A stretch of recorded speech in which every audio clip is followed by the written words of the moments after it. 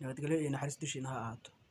Haddii aad rabtid markaad dhimatid kadib Facebook-gaaga in hawada laga saaro oo aan cidna arag profile-kaaga, comment-gaaga, post-yadaada iyo wax walba oo reaction oo aad samaysay in la qariyo, waa inaad tillaabooyinka soo socda madhaa FB-gaaga soo furo.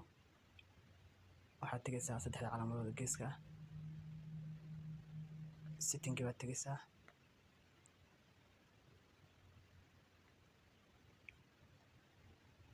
setting baad tegaysaa, personal and account information meesha ku qoran tahay aad ku dhufanaysaa, account ownership and control baa ku dhufanaysaa,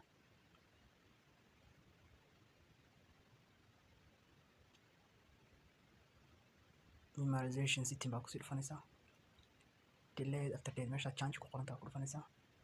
waa kaas wuxuu ku leeyahay qoraalkaas hadda akhridid message-yadaada, photos-kaagii, post-yadii, comment-gii, reaction-kii iyo wax walbaba si dhammaystiran maca profile-kaaga hawada laga saaray. haddii aad dooratid yes, delay after date qaybta hoose oo yes ku qoran tahay, no haddaad dooratidna waa waxba maaha, aniga yes buu ii dooraya hadda. marka wuxuu kaa saacidayaa lacala haddaad dhimatid kalo mar un waa dhimanaysaa. dad badan waxaa jira sawirro qaqaawan iyo comment-yo xunxun oo aan fiicnayn iyo dad isku caayay iyo sawirro iyo waxaas oo dhan hawada lagaaga saarayaa. Save baa dhahaysaa, confirm baa leedahay, saasaa loo xiray. hadhow markaad dhimatid automatic hawada looga saaraya.